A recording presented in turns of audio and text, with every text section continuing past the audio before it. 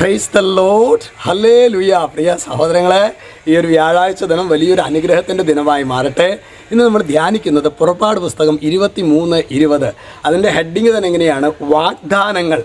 അവിടെ വചനം വെളിപ്പെടുത്തുകയാണ്, ഇതാ ഒരു ദൂതനെ നിനക്ക് മുൻപേ ഞാൻ അയക്കുന്നു. അതായത് ഞാൻ ഒരുപാട് ദുർഘടം പിടിച്ച വഴിയിലൂടെയൊക്കെ പോകേണ്ടതായിട്ടുണ്ട്. കർത്താവ് പറയാണ്, എനിക്ക് മുൻപൊരു ദൂതനെ. ഞങ്ങൾ കഴിഞ്ഞ തവണത്തെ നമ്മുടെ അച്ഛന്മാരുടെ മാറ്റത്തിൽ ഒരച്ഛന് മാറ്റം ഉണ്ടെന്ന് അറിയാം.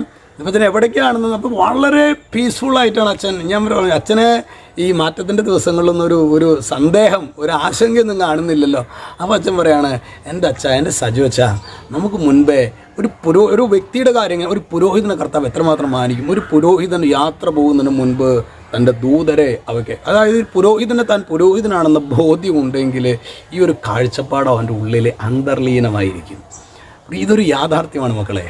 ഇതാ ഒരു ദൂതനെ നിനക്ക് മുൻപേ ഞാൻ അയക്കുന്നത്. പുരോഹിതർക്ക് മാത്രമല്ല, നമുക്കെല്ലാവർക്കും.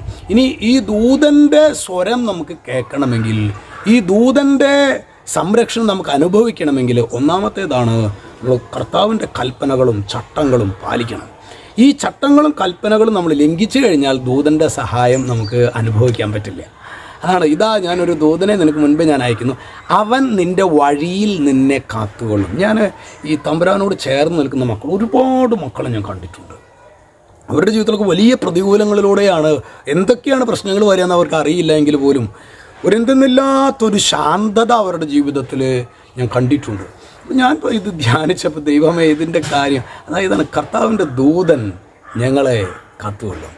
കർത്താവിൻ്റെ ദൂതൻ ഞങ്ങളെ കാത്തുകൊള്ളും. അതുകൊണ്ട് ഇന്ന് വലിയ പ്രതികൂലങ്ങളിലൂടെയാണെങ്കിൽ ഈ വചനം നമ്മുടെ ഹൃദയത്തിൽ നമ്മൾ കുറിക്കണം.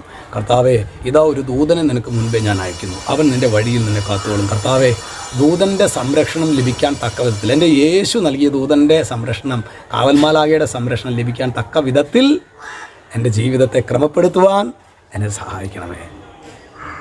ഈ ഒരു ദിവസം വലിയൊരു അനുഗ്രഹത്തിൻ്റെ കൃപയുടെ ദിവസമായി മാറട്ടെ. രക്ഷിതാവായ യേശുക്രിസ്തുവിൻ്റെ നാമത്തിൽ ആശീർവദിക്കുന്ന ഇപ്പോഴും എപ്പോഴും എന്നേക്കും.